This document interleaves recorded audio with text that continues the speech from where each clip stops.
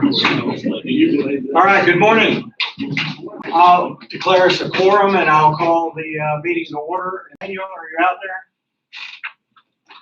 Is he out there somewhere? He's not. Is he in the hallway back here? Mr. Shaw, is you pray over us? Somebody like to offer our prayer this morning? I'll take care of it then. All right, if you'll all bow your heads. Dear Heavenly Father, please bless this meeting, bless the commissioners and all the government officials and all the citizens that are here this morning. Help us to have a calm and productive meeting. And as always, our Lord God, we pray for our soldiers deployed both home and abroad. It is in your name, our Heavenly Father, we pray. Amen. All right, first is up on the agenda is a new item that we're going to do every week, is recognition of any special guests. I don't see any special guests, but I do have some thank you, some attaboys I'd like to hand out. Jonathan, Bridget, y'all want to come on out?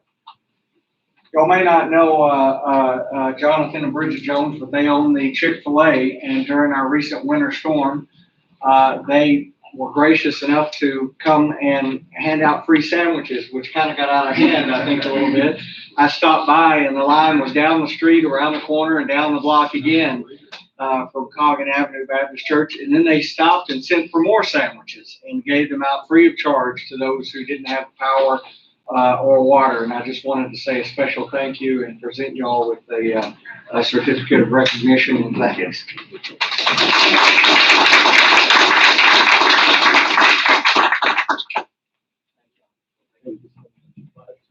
All right, next is Mr.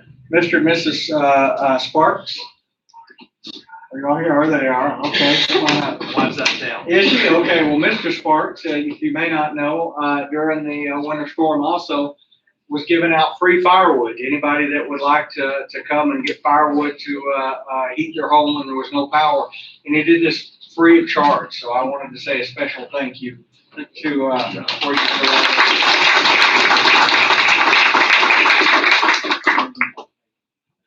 Thank you very much. Thank you. The easiest way to slide by is probably back here. Since I've lost 40 pounds, I can get in a little easier.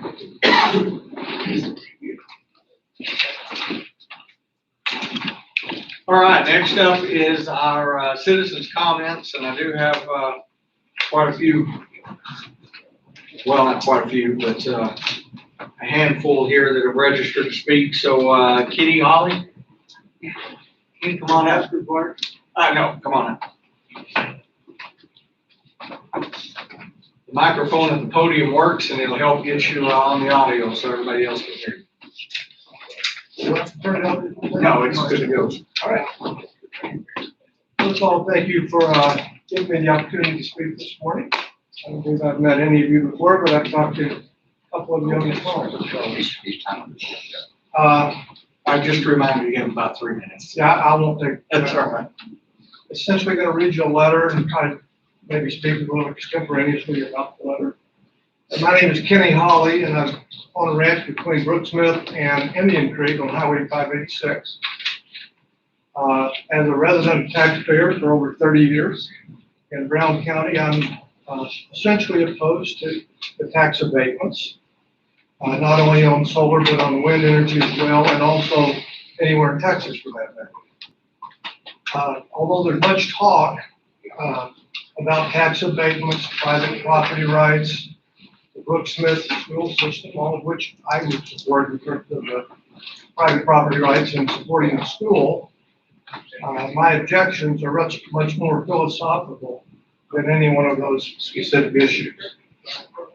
And if there's any lessons learned from widespread energy and water shortages 2 weeks ago, if nothing else, we should now know about the fallacies of being too dependent on any one energy source to meet our ever-growing energy needs.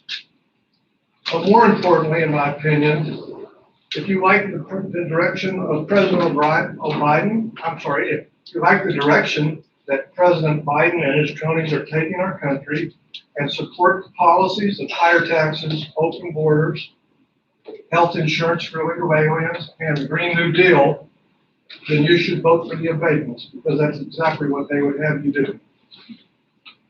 If you do so, and you can sleep at night, knowing that you in a very real way have advanced their agenda while putting thousands of Texans who work in the oil and gas industry out of jobs. I know that I could. In the end, in my opinion, the debate is not about energy or tax abatements, because if we were interested in energy and tax, if we were interested in the energy issue, natural gas and nuclear energy could solve all of our problems without affecting or adversely affecting anyone. It is about whether or not you want to support the radical progressive policies, and if successful, will transform our country into a country that I don't think any of us would even recognize, which I did not believe that any of you would want to have as part of your legacy. So I appreciate the opportunity to speak. Sorry I stumbled over my words, but it's not something I do very often. But thank you very much. Can I issue a letter to each of you? Sure. Hand them to you or hand them to someone in that room. And this will help for the media, is that correct? Is that the media? All right. Well, here you go. Thank you very much. Thank you. Next, and we'll try to get through these quickly, is Rex Tackett. Oh, there you are. Come on up, Rex. Same as always, 3 minutes. Good morning, my name's Rex Tackett. I'm a Brown County resident, a Brownwood business owner, and I'm a member of the group TILO. We refer to it as TILO, Texas Land Owners Opposing WIN. There's been much false information recently and acquisitions spread about this group, so I want to set the record straight. TILO was formed as Texas Landowners Opposing WIN as a true grassroots organization. While it was formed in 2017, it is successor to the group that previously fought wind projects in North Brown County, started in 2012. The founders of TILO are landowners, residents, and business owners of Brown County. They first organized after being approached by Shermack Energy, the company behind the previously mentioned wind project. Founding members, after much research, determined that the wind project would have a long-term negative impact on Brown County. So we decided not to sit by and watch something terrible happen to our county and its people. We were joined by others as the word of the project spread through the signs you've seen, billboards, website, Facebook pages, and word of mouth. We now have a group opposed and composed of over 440 members. However, our support is much larger as we receive constant support emails and calls from all over the country and the county. I want to make it clear today, TILO is a Brown County organization with Brown County members. In fact, the largest component of our membership is local business owners and Brown County residents, with absentee landowners making up a small minority. Our funding comes, and I think this is important because this has been brought up, our funding comes from members' pockets as well as from local donations. We have taken no donation of any outside organization or political groups. I repeat, we are self-funded. We utilize the talents of our members for websites, Facebook, art design, publicity, and anything else is needed. There are truly a lot of talented people right here in this county. Our group took the same approach to solar as wind. We first studied it, and in determining that there exists just a strong negative long-term impact on Brown County, and thus decided to oppose solar in Brown County.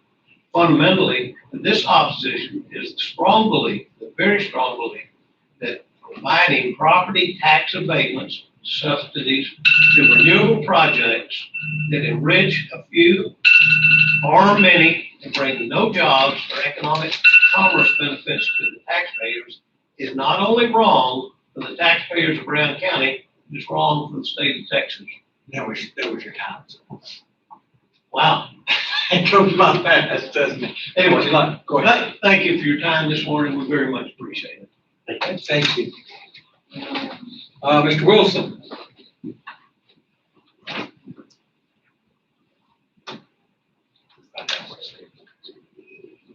Good morning, ma'am. I'm going to read a letter today. I'm Stephen Wilson, but I'm also a member of TILO. I'd like to speak on, or read this letter on conflicts of interest for public officials. County commissioners are considered local public officials governed by requirements of the Texas Local Government Code, the code, which regulates conflicts of interest of officers of county and other local government bodies. If a local public official has a substantial interest in a business entity or real property, before a vote or decision on any matter involving the entity or property, the official must file with the Office of Record Keeper of government body an affidavit stating the nature and extent of the interest and abstain from further participation in a matter in the following circumstances. 1, in the case of substantial interest in a business entity, the action on the matter will have a special economic effect on the business entity that is distinguishable from the effect on the public.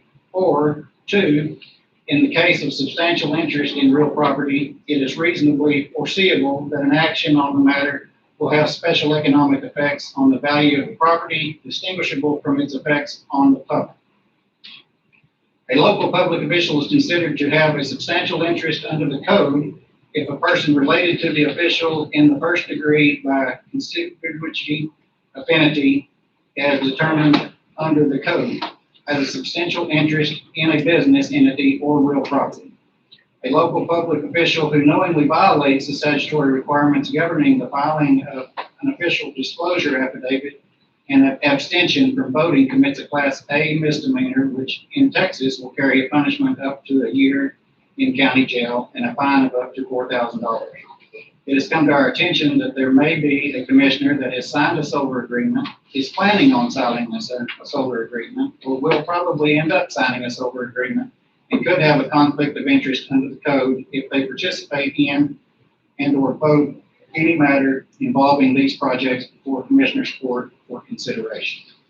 I have a copy of this. Thank you, sir. Thank you. Would you like to hand that out to us? Yes, sir.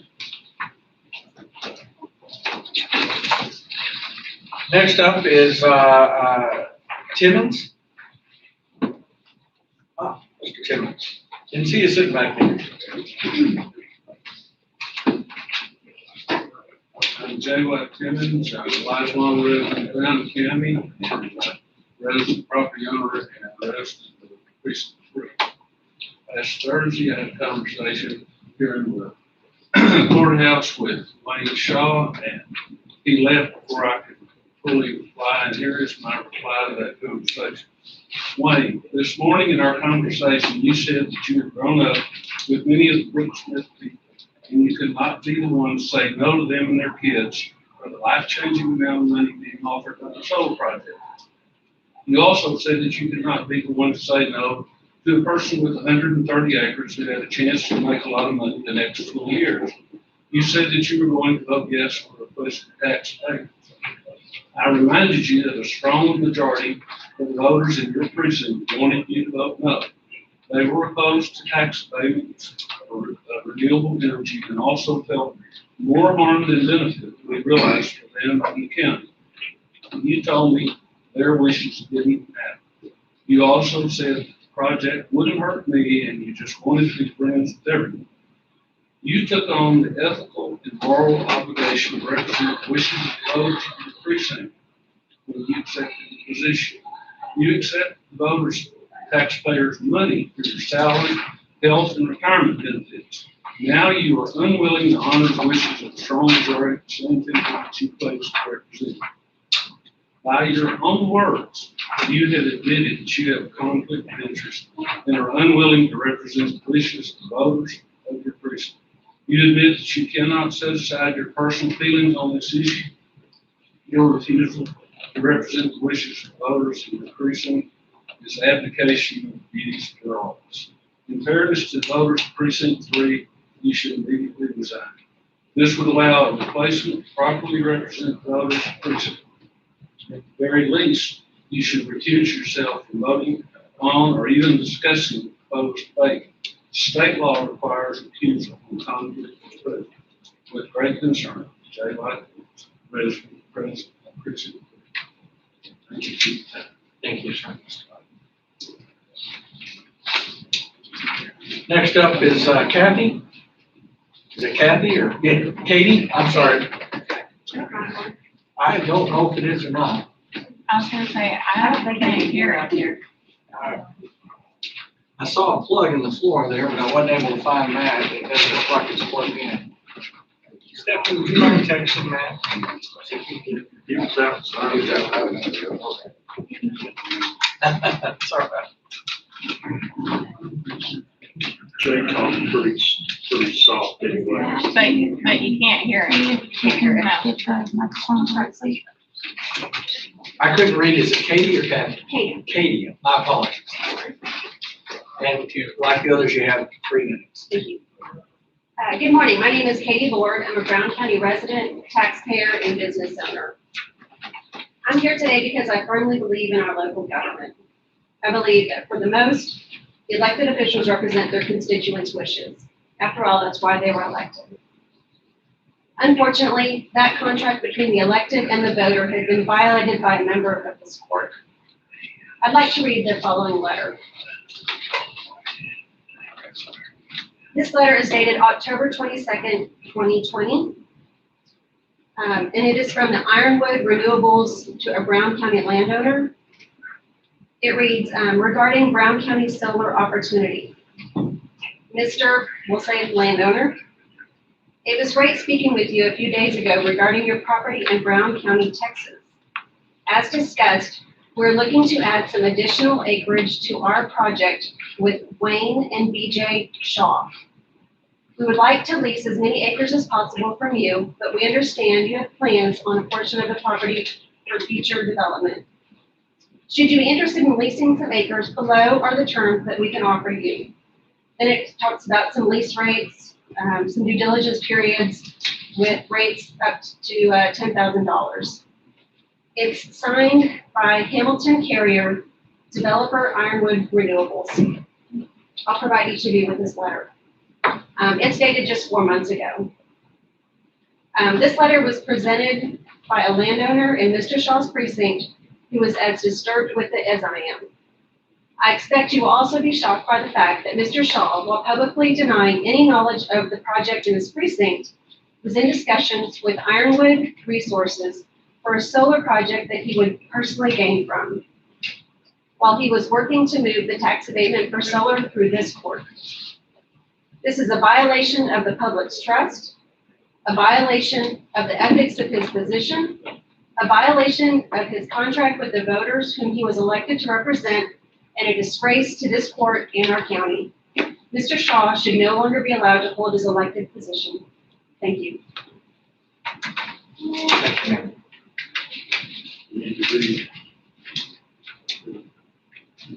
rules. Yes, sir. But when they're addressing elected officials, as long as they don't use profanity. All right, next I have Jeff Tucker.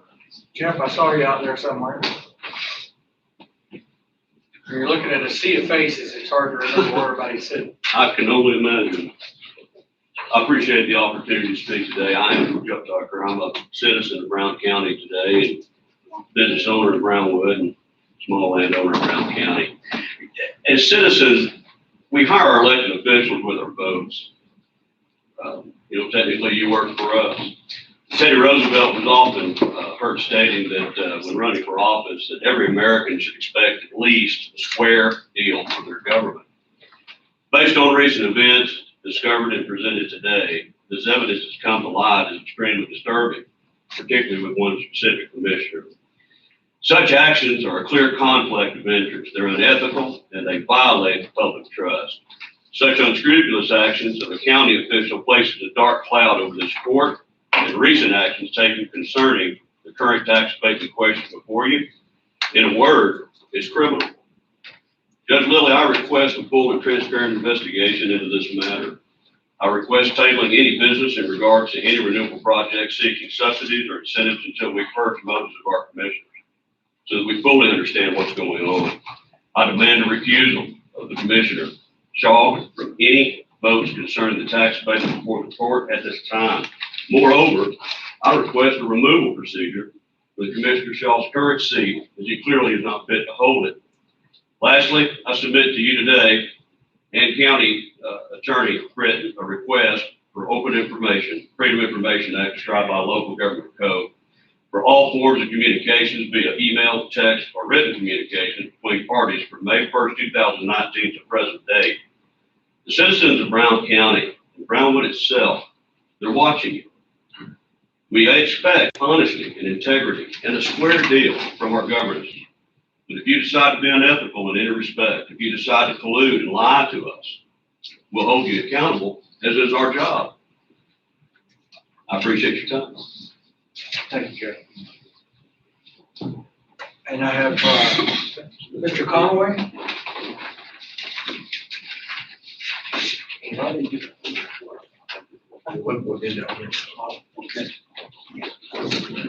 Or is your, How y'all doing? just a reminder, 3 minutes. All right, I'm John Conaway. I spoke with you.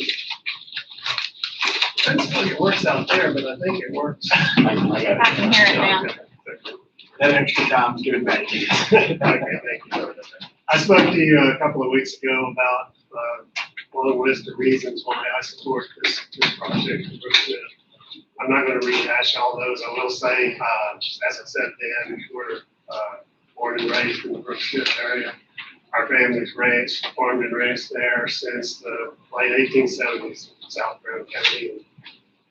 My son will be the 5th generation to run this ranch, and we're doing everything we can to make sure as many generations after that. And that's one of the reasons we support this project. Again, I'm not going to rehash all the reasons I thought we should keep going forward with this project. But there's one, what I think is a relevant item that I don't think has been discussed publicly, at least not in this forum. I'm sure you guys are all aware of it. But it's the Hendrick Medical purchase of the hospital for Brownwood Regional. And the fact that for Brownwood Regional, before it was owned by a private corporation, was full taxpayer in the county. Hendrick Medical is a nonprofit, and therefore, by law, I mean, nobody here votes on it, but they get 100% tax rate, 100%. So the taxes that were coming in from Brownwood Regional Hospital will be zero going forward, starting in 2021. The value that I've been able to see on the books for, I think there were 3 entities there that Brownwood Regional was operating under. It's about $22.5 million of taxable value that's going to go away. That will have to be made up in some way. There's just no doubt about that. That will be taxable value to the county, to the city, to Brownwood schools, and it'll go away. I'm mainly talking about the county here because that's the project we're talking about. And in no way am I saying anything bad about the Hendrick purchase of Brownwood Regional. I certainly hope we see an improvement in their medical facilities, our medical services. So I'm not arguing about their tax payment. I'm just making a simple fact that $22.5 million at least will go off the tax rolls. I believe they bought some physicians' offices and other things as well. So it's going to be a little more, roughly $22.5 million. Coincidentally, just this one project with a little better tax abatement, which I'm counting on you guys to negotiate for the county, will make up that entire amount. That says nothing about the other solar project in Brooksmith that will come later. So I'm just urging you to look at that. Without this additional tax revenue, our taxes will go up. I'm sure our taxes will go up anyway, just due to inflation. Our taxes will go up to make up that difference. So I think that should be taken into account. Appreciate all y'all's time and effort looking at this subjectively, and just urge you to go forward, whatever it takes to get this solar project moving forward. Thank you. Thank you. Lastly, Mr. Adams.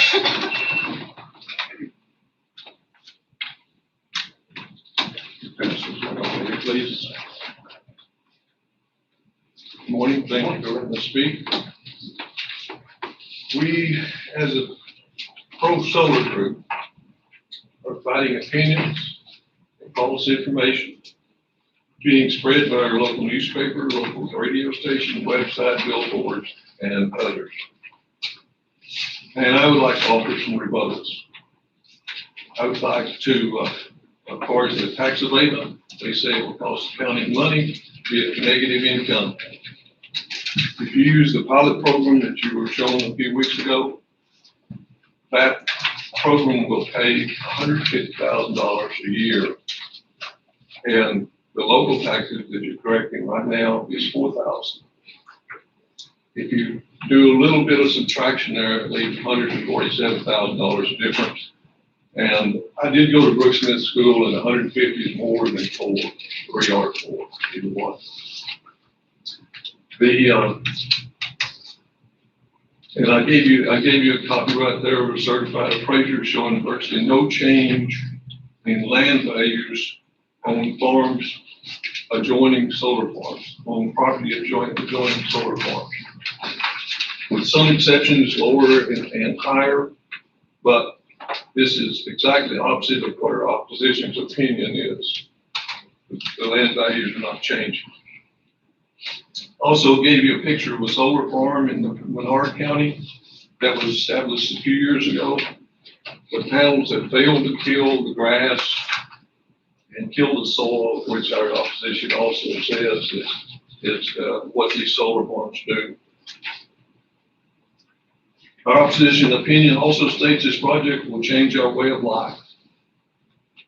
And I agree with that. When you give $16 million to the Brooks Smith school system, it will create a better learning environment, better classroom facilities and tools for learning.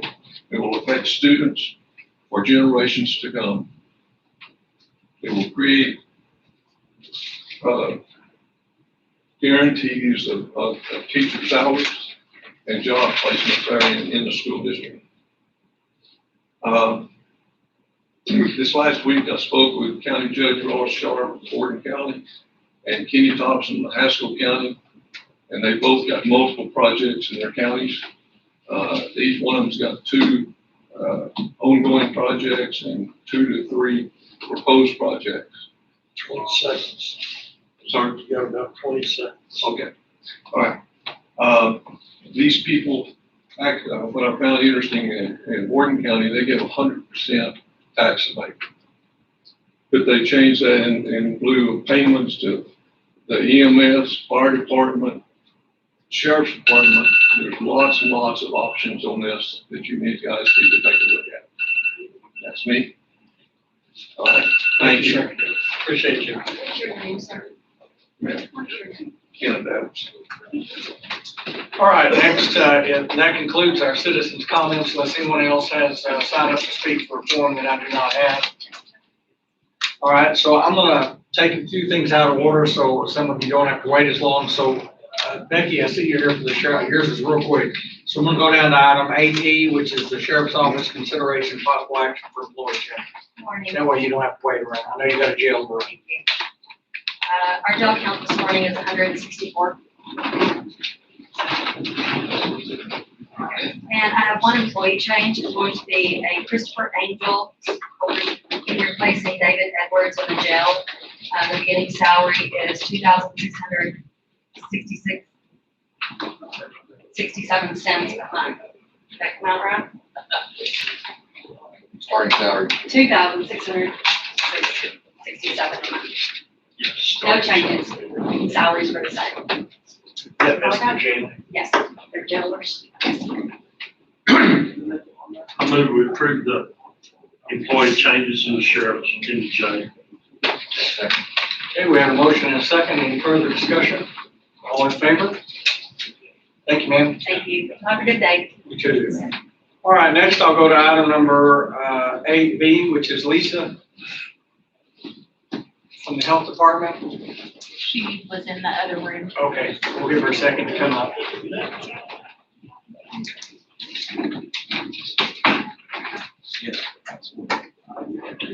Representing the organization or company or Actually, the landowner. retired. Hi, Lisa, come on up. And after you're finished presenting, the next item is your budget request, so you just want to say. Well, we'll just go right into All right, it. this is Lisa Dick, the Administrator with the Brown County Health Department. She's going to provide an update on COVID-19 response and county health initiatives. Again, that's item number 8, B as in boy.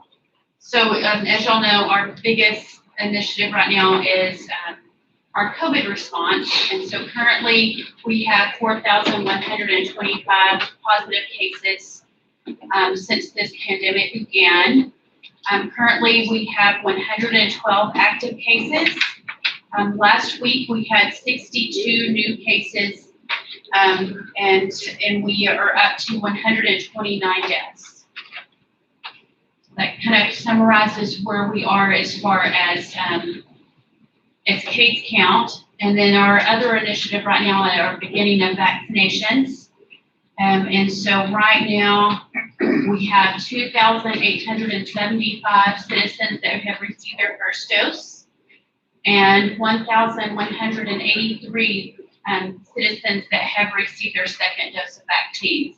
And Are we counting the drugstores and all that are administering too? we are reporting what is on the state's website, so I'm assuming that those are there. If I find out that that's different, then I'll report it back to you. Okay. And so our eligible citizenship for the vaccine right now is 30,883. So those are ones that are, well, I'm saying eligible, those are ones that meet the age requirement to get that eventually. Right now, we're still focusing on 65 or above, or those that have medical conditions.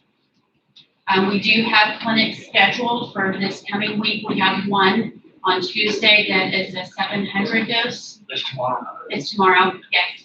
And so that will be at Gordon Wood. It's a drive-through clinic. And we have all of those appointments scheduled from the county-wide list that we have where you can sign up to be on the list. Tell us again so we can hear how many you're doing tomorrow. There are 700. Does that include this week's allotment, or is that the ones that we got Those late are, because of the school? right, those are those that are late from the storm. So that is actually 2 weeks allocation. There was a 200 dose allocation that was delayed. And then we had a second allocation for first doses that was 500. So we're doing those two together. There had been, we did a first dose allocation clinic on the 3rd of February. Which means that the first available time that you could get that vaccine would be March the 3rd. But we do not have a delivery date. We can see it in the system. Those were actually Hendrick vaccinations that they had received. And in our partnership with them, we gave those in February. We cannot see when those will arrive, so we have not scheduled appointments for that time. So we do want everyone that received those vaccines February the 3rd to know that there is going to be some type of delay getting those. I would say that that's not abnormal from across the state. Part of it is just getting the doses out there. You can imagine is pretty time consuming and lots of details that go into that. And then a lot of things are continuing to be delayed because of the weather that we recently had. So there is a safe time frame that you can receive those vaccines. We've been receiving lots of questions at the health department. It doesn't have to be just on that day. What that second dose is doing, it's just giving your immunity a second boost. So with the Moderna vaccine, that should bring you up to 85% with the first dose, and then the second dose is bringing you to around 95%. And we want that done probably within 6 weeks of receiving that first dose. So we're in still a good time spot too. So you don't need to be concerned about it yet. And we know that we are getting it. Are you prepared to discuss the National Guard initiative or one way? The one for homebound? Yes. Yes, I can do. I don't know as much as probably Daryl does about this, but we do know that the National Guard and TDM are partnering together to bring some vaccines to our homebound people here in Brown County. And so we will be working on details of how to get that out to them by the end of this week, or it could possibly be the first of next week. So I know that's a pretty broad statement. I think it's 100 doses. We know that the people that are homebound have a little bit harder time getting out and coming to these clinics. And so we will be very thankful that they're going to be here doing that with us. Questions for Lisa? Okay, so we had 2875 vaccinated that you know of. We don't know about the others. Some of them may also go out gone out of county to get vaccination. No, it's based on the residency. So those are those that come back here to Brownwood, but just on their, We've had at least 4,000 citizens that have already had it. Over with it. That are reported. And well, those, yes, well, 112 of those 4,125, so right at 4,000. And then we don't know how many had it, got over and didn't report it. Right. So I'm trying to figure out what percentage we've got that's either vaccinated or already been doing one. So we're getting, we can't count, 1,600, because they're not gonna get it in, they're not gonna get the vaccination. Right, and that's not in that 30,000 that I mentioned, so. Okay, so we're getting, just think there's some good side of this, we're approaching, there's numbers out there, we know there's people who have had it, and they're reported it. We are. So So I think whenever we're looking at it from an epidemiology side of that, then we know that we have seen repeat cases here in Brown County. So we know that you don't receive total immunity just by getting the disease.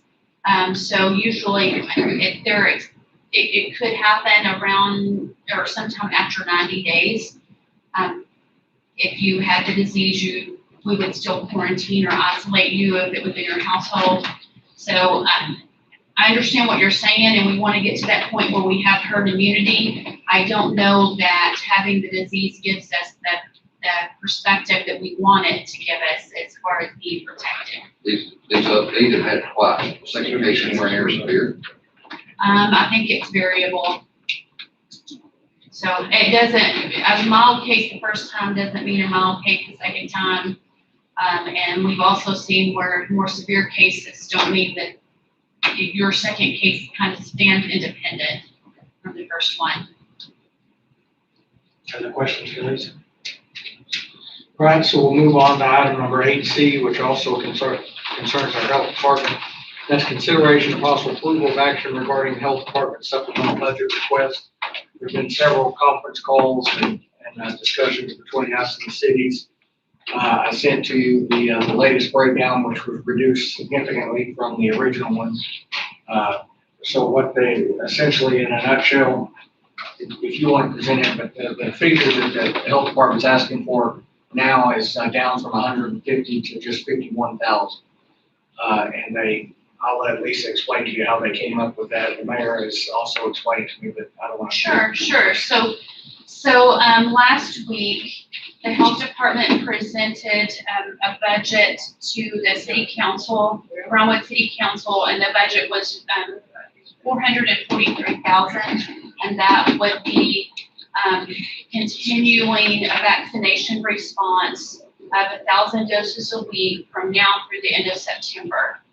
And so some things that have been happening before that I think that y'all need to be aware of is that, and probably y'all already are, our CRF funds that the city of Brownwood had, we know that those were all applied for by December or ended December the 30th. So part of those funds from Brownwood were assisting with bridging this gap for the health department. Emily, you want to come on up in case they have any questions for you? You're welcome if you'd like. And so in addition to that, the health department had applied for a $250,000 grant that was for COVID response and case management. And we received that, and that's what has been paying for the majority of those expenses up to where we are currently.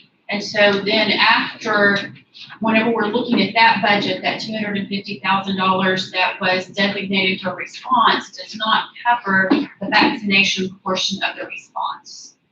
And so now we're looking at the next step for our community is vaccinating as many of the individuals as we can, focusing on those that are at higher risk first. To be clear, when you say the cost of vaccination, you're talking about the hourly cost. The vaccination itself is provided free. Yes, You're sir. talking about That's a very good point. So we're not buying the vaccination. That is provided from federally. And so we're talking about the expenses it takes for us to actually get the vaccine in the arm. So the making appointments, the scheduling and working the clinic, and then putting all of that information into the vaccination system after it's completed. And the city's doing the oversight over that. Yeah, and I apologize, Yes. Emily, I didn't see you before, I would have recognized you. Emily Crawford, our city manager, is here to answer any questions you might have for the city, since it's the Brown County Health Department. And so that budget that we presented to the city council last week would be that entire amount. What Mayor Haynes had requested that we do is to take this little bit smaller bites. And so we're asking for funding for March and April to fund our vaccination response during that time. And so, and we broke that down proportionately using population as our basis.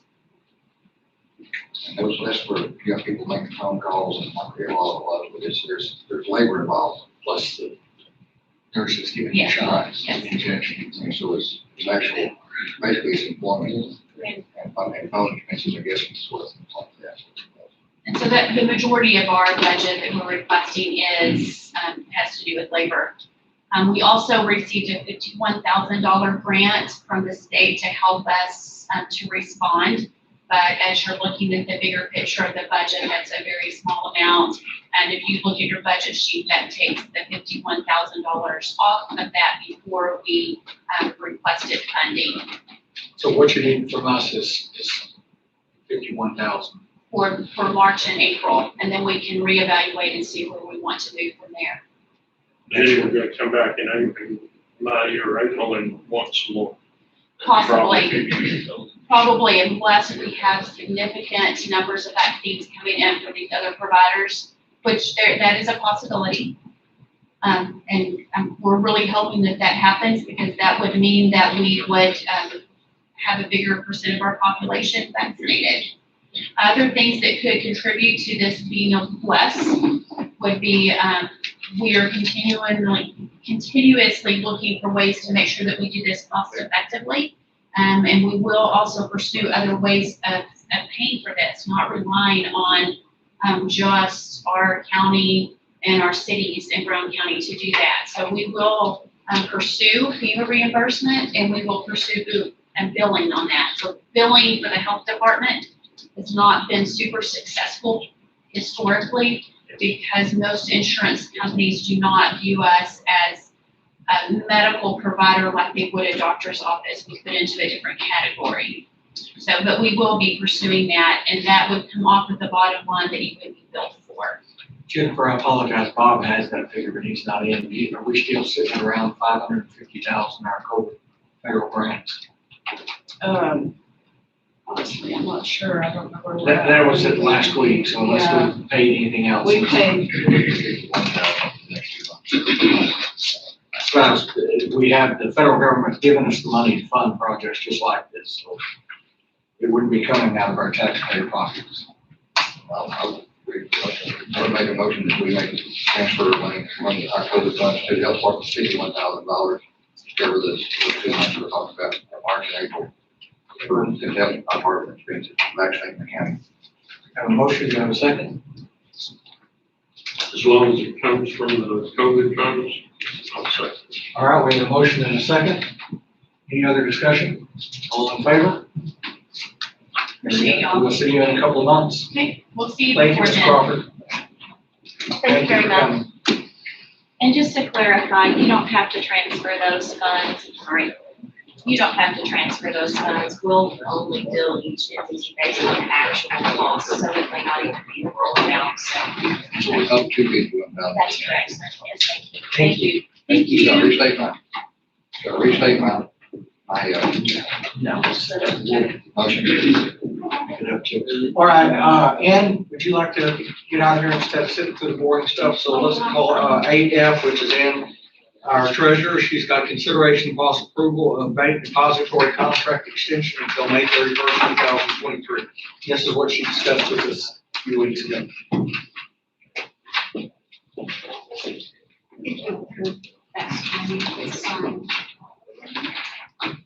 Brown County awarded Texas Bank the depository contract 4 years ago. It expires May 31st of this year. We are legally allowed to award them a 2-year extension if both parties are agreeable. I have a letter from Texas Bank, and they are agreeable to extend the contract for 2 years with the same terms and conditions. And that would extend it through May 31st, 2023. And so I'm asking that you approve that. Any questions for Alan? Good question. All right, I'll entertain a motion. I'll make a motion that we renew our contract with Texas Bank to be our depository for the next 2 years. Beginning, what's the date on that? From June 1st, 2021 to May 31st, 2023. Yes. Second. Larry seconded. So I have a motion and a second. Any further discussion? All in favor? Passes unanimous. Thank you, Alan. I abstain. Okay, I'm sorry. I followed the contrary to. All right, so we have 4 in favor and 1 abstention. Do you ever serve with the court? No, that's not that. Never mind. All right, so now we're getting back to some continuity. So item number 8A is consideration of Commissioner Kelton, consideration of possible approval of action regarding the burn ban. I'm in favor of it staying in place. Looks like, Yeah, because we're getting some pretty windy, so I know we got a little shower right now, it's got pretty quick. And we got some, the other day we had some fire talking pretty easy. You got something that needs to burn or ag, there, something I'm sure will work. So I guess I'm okay with leaving the burn ban on too. it looks like no action on this item. All right, item number 8, G as in George, is also Commissioner Kelton, I'm sorry, D as in David is also Commissioner Kelton, discussion and possible action on speed limits for county roads. Well, we're still compiling a few more roads to get that together. We got to send it out along. We got to go on the paperwork, I say, it's be lengthy. But we still got a few that we need another week. Okay, so there'll be no action on this. Are y'all getting close? Probably not. Okay, you said you got done, so Shaw and I still probably working on ours. It's pretty good. A lot of little roads around the place. All right, so we'll take no action on 7D as in David. 7G as in George is also Commissioner Kelton. Consideration of possible approval of action regarding approval of the telephone system for the courthouse. This was part of our renovation project, but because there's a deadline, Commissioner Kelton suggested we take this ahead of time. I thought that was very wise. Well, I was contacted by where you at? What's the company? What's the company? Sorry. Come on up. Anyway, he was reminding me that we have some stuff that we have for renewal for long on the current system. If we're gonna do this, we might want to do this before the renewals come up on some that we're currently using. So it sounded good to me, and it's actually, I talked to him about it too. He wasn't my idea what they contacted me, I talked to Matt. We thought it would be wise on the city actually have real numbers to present this time. Yeah, yes, sir. Yes, sir. I don't know To raise. if y'all have everything. I've got 5 copies and you don't have everything. What kind of hijack this was. Ray had my phone number. We're about Contacted me and I said, sounded good to me, let's try it. about 2 weeks out for the rest of the renovation, but since this was time since come on, yeah, well, let's just see. We got a bunch of contracts. Yeah. End of March. I'm just thinking, Danny, I'll End of March, or that's today. All through March, passing all through March. Yes, today's the beginning of March, yes. All right, so would you give us a synopsis, one of the two of you, of what this will provide? I think Matt can do, tell us what we're gonna do, and he can tell us the numbers, so. Well, I'll let Ray pitch it, cause he did want $1 without specifications, he's got, he have one in. I was a good second baseman, I wouldn't say I was a good pitcher myself.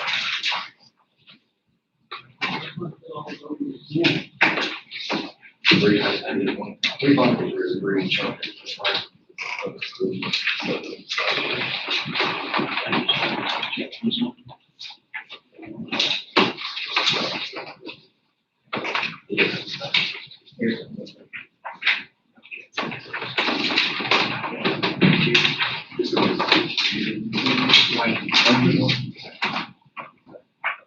Yes, who needed, I guess the best place to start, Judge, would be with the quote itself. and we can go over the quote, and then, bottom line is, we can save about $33,000 a year with some changes. Through the new phone system. You have some extra internet connections that I talked to Matt about that you don't need. Those were brought in as a package when, different offices got some phone service, and really wasn't needed, but it was a package deal. So all in all, redoing the phone system right now, we're looking at $33,000 savings. The savings comes in because we have, the copper lines coming in are expensive. They're like $50, $60 a piece, and we've got a bunch of those. We can bring in the phone service, what we call a PRI connection over fiber. All it is dial tone coming in over fiber. It's less expensive and it's more reliable, and then it ties into the phone system. And the numbers on the phone system are on the quote there. It's a quote AAAQ 4566.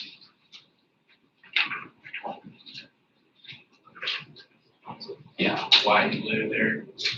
So we have 47,989. yes, sir. The first section is the phone system itself, and the new phone system will operate on your computer network wiring, and it'll work through the network switches that are part of this quote. So what this does, it also gives the county and Matt an upgrade on your network equipment that's manageable and can be co-managed with us. Anytime Matt needs help, we can help him. It's a manufacturer that he's familiar with, and so he's comfortable with the network switches that we're recommending. The phone system itself it's not a proprietary phone system. Pretty much anybody that does phone systems can get in there and do some stuff with it. So it's not like an NEC product that's real proprietary and have a bunch of licenses. Everything that's good with our system, there's no additional licenses. A lot of the systems, they just add on licenses for voicemail and everything like that. You're saying once we buy it, we own it, we don't have You to- own it. It's a 5 year, yes, sir. It's 5 years for this phone system. And the phone system itself came in at $8,400.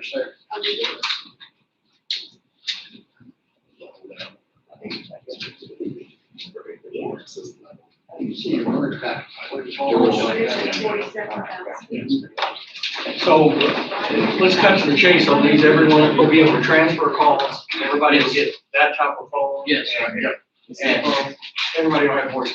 yes. Yeah, this is a unified phone system, which means that, yes, we'll be able to transfer calls between offices, which is something that's been requested for a long time. Phone numbers won't change. No, sir. Phone numbers won't change, and we have some entities that pay their own phone bill, or their way, we talked about that, the way to break those out. Yes, sir. I've got all the phone bills that are affected and some are not affected, and I can go over with the auditor's office the changes and make sure the changes drop off, the frontier charges drop off when they should, and I'll work with them on that. That was a hiccup, someone paid their own way, so they didn't. I don't understand what you're looking for. Well, there were some offices that have their own budget, they pay their phone system out of their own budget, not the county as a whole. If we're gonna buy this whole system, they're still gonna be, they'll still be paid. We're not gonna be in charge of breaking up the cost per office, is what it boils down to. Yeah, you're just gonna pay one bill a month for all. No, each office is supposed to be putting in their own. No, I know we do now, but what I'm saying is why would we not just go to one bill for the whole county? After, we'd be paying for stuff that there's other funding out there, others are using out of their own funding. There may be some state or federal money and a couple of offices up there they use for their phone systems that we're not currently paying. We don't really want to take on any more than we have to if it's our funding going for that. So we wasn't, I was concerned, maybe if we didn't take over everybody's phone bill that we don't have to, but we are gonna be the one paying for the system in, I guess, to begin with. Right, if one department makes more long distance calls than the other, then their portion would be a little higher than everybody else's. It all comes from the same place, you're exactly right. If that's why, but because each department each office has their own budget, and if their phone bill is more of their budget, then, they need to be held accountable for that. Otherwise, the county's eating the cost for. Well, the county's paying for it either way. Well, It's I all mean- coming out of the same pot, whether you pay it one time or you divide it up and let them. Some of that stuff has got straight state funding, they get maybe up there that they're paying. Well, I understand that, but that's very, very limited situation. There's one office that has a probation office. Yeah. The state pays their, is that correct? I'm just saying, Is that not a nightmare for you to try to break all that up? It's already broken up, that's what I'm saying, we're not breaking it up, but it's gonna have to be up to the court. If y'all want it to be, one line item, then it's up to the court to set it that way, because right now, the way it's set up, if there's a line item for each fund, so, Right. you know, my In your office ain't gonna budget. break it Well, up. I don't understand how we've done it, and I've always thought it was silly. That's, Well, but the reason is because, you know, some, or that's the bulk of their budget, and some it's really not, so, you know, it's holding each office accountable for their actual spending. I mean, otherwise, why would you have different line item for office supplies? You know, comes out of the same pool. But you don't wanna pay for all my paper, I can tell you that right now.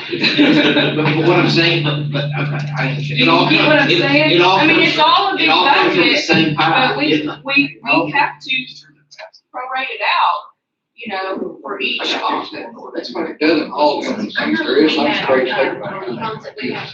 Yeah, I mean, but in I mean, call message thing, and it got hacked.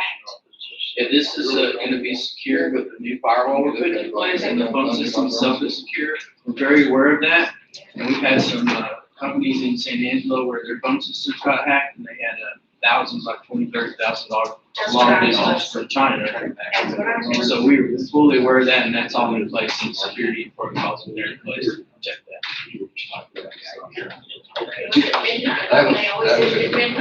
One concern is you're going to create a bunch of extra work for maybe it's real simple once you get it established. Sorry, I missed that. But anyway, All right, so the question before us is, now is, do we want to approve the new phone system out of the courthouse renovations? It certainly qualifies for what we designated that funds out of. 47,987. As long as it's below. 989,795. Right, just a reminder, everyone here knows, but for the record, as long as it's below 50,000, we're not required to put it out for bid. With the, what'd you say, $33,000 savings? Yes, sir. I think that's, I think it's a very good bargain. I wasn't for it at all, I know they're gonna save that much money, and it's new stuff and all, you said new switches also on your. Yes, it's gonna end up carrying through because, to upgrade the network hardware to handle the phone system, it's actually upgrading the hardware for the network too, so we're gonna see benefits outside of the phone system, because of some of this, because some of this network hardware we're upgrading, stuff I was gonna have to replace anyway. So that's an additional. That's additional savings in terms of my spending.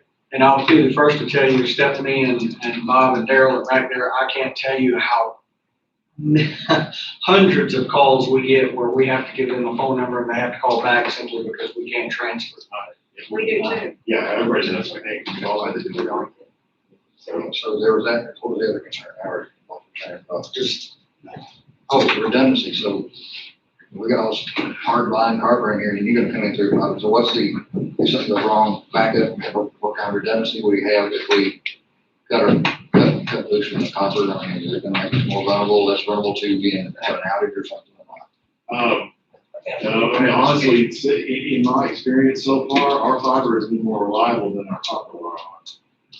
We've had, in the time that we've had fiber here for our internet, we've had 2 outages. That's it. One of them was because of the storm last week. When we had copper, when we had DSL, I mean, we'd have outages, quarter. Now everything's tied together, so when you lose phone system, computer, and everything all at once, it goes down, that's the big only. Well, it's not gonna be tied together in terms of, we're not all operating on the same line. We've got multiple lines coming in, fiber lines coming in. We've actually got 2 for internet right now, one primary, one for backup. So if one goes down, the other one picks up the slack. There will be there's a third separate one for the phone system. Yeah, it's a 5 meg fiber, 2 strands of fiber they'll use for the phones. So we'll have it dedicated for the phone, so that what that means is that it's gonna be separate from, like, in the case of the outage over the storm, what happened was a bunch of the big internet, like, backbone systems up in Dallas went down because the power went out. And in this case, like, if those go down, The phones won't necessarily go down, because they're going on a different line. Can one switch to the other in an emergency for your fiber? That would have to be, I'll ask you to answer that question, but your fiber coming in is all coming in one bundle. So if you have a cut on your fiber, you're gonna lose internet, you're gonna lose phones. Just like if a pole goes down right now, or the right pole goes down, you lose all your copper. So that is still, you still have a central point of failure, but it's minimal. And we do right now. I mean, like you were saying, if somebody downtown goes crazy and hits the right pole downtown, our phones is. Sometimes the phone's down, computers work, and sometimes the other way around. This right here is gonna be all or none. Well, it could be just an internet outage itself, which is done. It's the main thing is your fiber coming in. If the fiber is cut, it's gonna get everything. But we have redundancy in the other systems. The hardware itself has 5-year, it's next day on the hardware. So if the phone system has an issue, at maximum you're probably gonna be out would be a day maximum. We keep spare parts too in San Angelo, so we could get that. And these systems are pretty solid. And this is, for lack of a better term, for that form, government rate funding prices. I mean, it's lowest you can get. Yes, sir. And the other thing is on redundancy is that the law enforcement center is on a separate phone system, which they share with the city over there. But if should some fiber get cut and we go down, law enforcement, all that stuff, that's also up. Okay, I just didn't know ourselves. Ourselves in the corner. And this doesn't include the law enforcement. No, it's Just just, for- yeah, they've got their own thing going over there with the city, so. All right, I'll entertain a motion. Well, What yeah, fund is that coming out? that's what I was gonna say, we're gonna need to designate how we're gonna pay for this. That was the The treasurer knows. code. Yeah. That's the answer. Well, we haven't talked about how we're gonna provide a tax note yet, but I think we can designate. Can we do that, Shane? What's that? You know, we hadn't sat down and talked about we're gonna do the tax note back yet, we would. We'll start to just have a tax note. Okay, I'm good with this. I'm good with We just this. gotta keep in mind that it will be in the end of the courthouse part of it. Yeah, right. Which I hope to have to you within the next couple of weeks. The courthouse infrastructure. As soon as it is, what was it, exactly? 47,989. Coming out of precinct 3's. County attorney. Find it. I had one, The stream.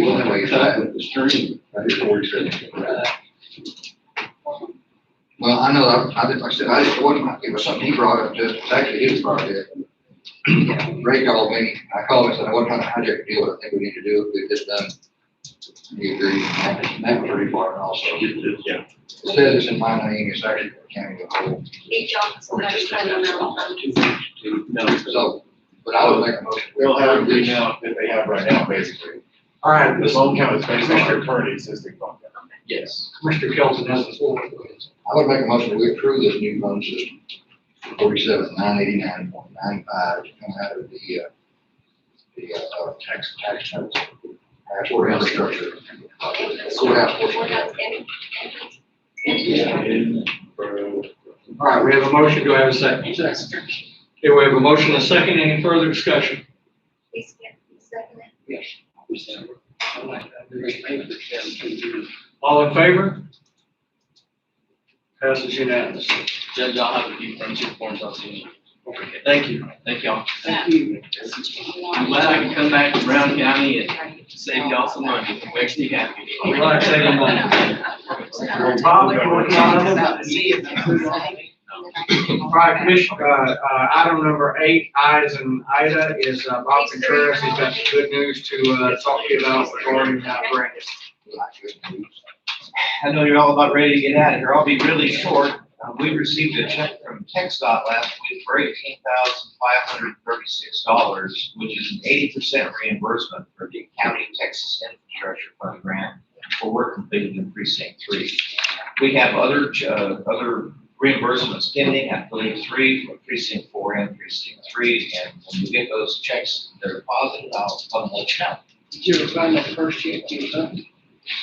I'm not sure what you're talking about. Well, it's They shipped the check. Oh, yeah, yes. So it actually came in the mail, it was 18,000. And for the record, how much from COVID did we receive week before last, the last 500 and so? Well, we were at 564,000. Questions for Bob? That's now, that doesn't count the 141,000 Right. we got prior. So. Thank you, Bob. Thank you. Daryl. Come on up, item number 8H is in Henry, is, Please. Chief of Emergency Management, Daryl Johnston, consideration and possible approval of action regarding contract between Brown County and, now retired, Fire Marshal Buddy Preston from, Brownwood Fire Department, to conduct fire investigations for the county. Okay, sir. I talked to Buddy last week. He anticipated having his contract finished and presented today. His lawyer hadn't quite wrapped it up, so we need to probably table that to the next week. Oh, okay. Any questions for us in the meantime? I think we should put it back on next week. Yes, sir. I guess if you want to just keep putting it on the. Okay. Road back on Tuesday. All right. Thank you. All right, thank you, Daryl. Oh, what was I said I was gonna ask you something about was the National Guard. Anything you wanna add that Lisa didn't cover? Now, that came from TDM. This is actually a mission of the, assigned to the Guard from the Governor Abbott, to provide for the Guard to come out one day this week and spend, bring 100 doses for the people that maybe can't get into the vaccination sites or centers. So it's a way, a mission for them to do that. Basically kind of looking at putting it out to the people that are on Meals on Wheels, and providing, Meals on Wheels driver to go with them, just so they'll have somebody from the community showing up, knocking on doors. Well, they can go in and administer all 100 even if they can't find people to do it.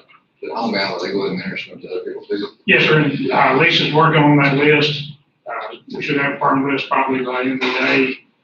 And they've got well over 100 on the Meals on Wheels, and it can go out to, they've got some that, if they might, you got somebody, that's homebound, can't get in, you'll let Lisa know, she can get them on the list. And the National Guard does not come out of the 51,000, we just, No, Bruce is paid for it on state. And then that will come back and it also administer the second shots, when it's time for those, so it'll be an automatic. Greg Goss with TDM's the one that called me to set this up. He's our representative in Abilene. He said if this goes well, they anticipate doing this more often or more missions for the Guard to do this. So just another one avenue that it shots at. Thanks, sir. Yes, sir. Appreciate you. All right, then we'll go back up to the top item, number 5, is consideration and approval of minutes from February 8th and February 22nd. I move to approve the minutes of February 8th and February 22nd, as presented by the clerk. So we have a motion and a second by Larry. Any further discussion? I'll be abstaining because I wasn't here. All in favor? 4, so it's unanimous, or with 1 abstention. Item number 6, consideration and approval of any treasurer or auditor's reports as needed. None? All right. Item number 7, consideration and approval of payment any bills as needed. Gary, you mind if we use your copies? Already started. I've already put the date on. I'll put about 300.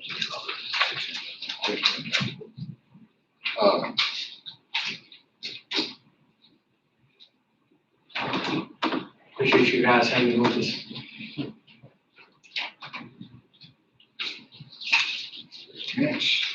We just have one item left after this.